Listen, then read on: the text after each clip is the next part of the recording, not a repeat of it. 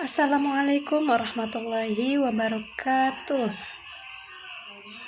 Perkenalkan, kami dari kelompok 5 yang beranggotakan Rizka Fitriana dan Usatun Hasanah akan mempresentasikan hasil diskusi kami yang berjudul pentingnya pengembangan sosial emosional anak usia dini.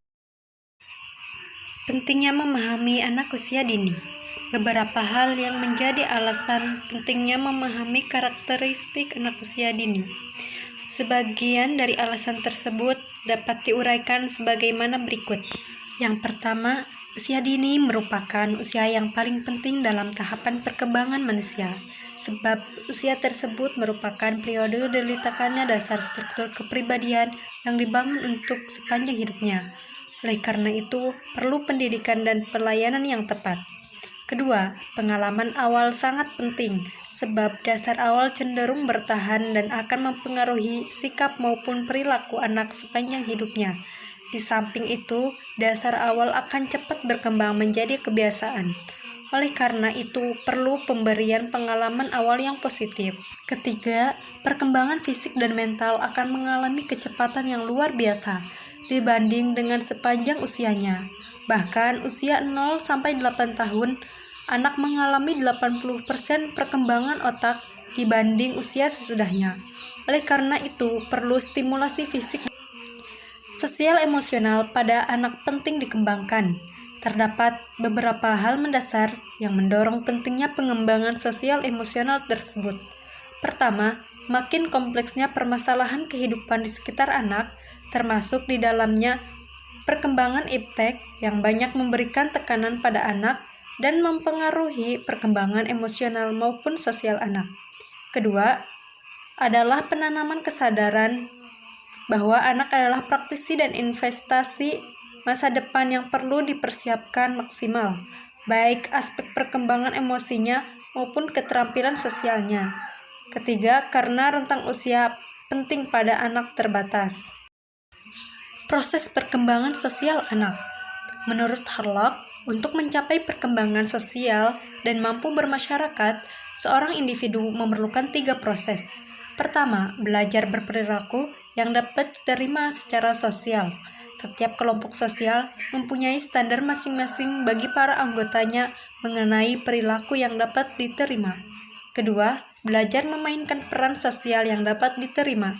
Setiap kelompok sosial memiliki pola kebiasaan yang telah ditentukan oleh para anggotanya. Ketiga, perkembangan sosial. Untuk bersosialisasi dengan baik, anak harus menyukai orang dan kegiatan sosial dalam kelompok. Menurut Harlock, perkembangan sosial anak dipengaruhi oleh 2 hal, yaitu keluarga. Keluarga merupakan lingkungan pertama dan utama yang memberikan pengaruh terhadap berbagai aspek perkembangan anak, termasuk perkembangan sosialnya. Yang kedua, lingkungan di luar rumah. Harlock mengatakan bahwa pengalaman sosial awal di lingkungan luar keluarga melengkapi pengalaman di lingkungan keluarga.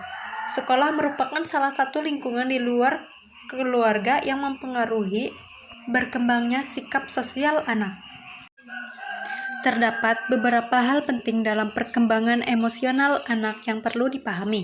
Pertama, usia berpengaruh pada perbedaan perkembangan emosi. Setiap rentang usia menunjukkan beberapa perbedaan yang paling mencolok dalam ekspresi dan regulasi emosi.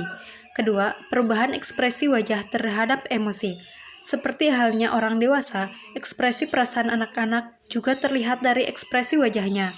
Seiring dengan bertambahnya usia mereka, anak-anak semakin mampu dalam mengekspresikan emosi mereka melalui tersenyum, mengerutkan kening, dan ekspresi lainnya. Ketiga, bahasa tubuh. Ternyata wajah tidak cukup bagi anak untuk mengekspresikan emosi. Anak juga menggunakan seluruh tubuhnya untuk mengekspresikan perasaannya. Mereka mengekspresikannya melalui gerak-gerik dan bahasa tubuhnya. Karakteristik sosial anak usia dini. Harlock menjelaskan bahwa pola perilaku sosial pada anak usia dini meliputi 1. Meniru, 2. Persaingan, 3. Kerjasama, 4. Simpati, 5. Empati, 6. Dukungan sosial, 7. Membagi, 8. Perilaku akrab. Sekian presentasi dari kelompok kami. Wassalamualaikum warahmatullahi wabarakatuh. Terima kasih.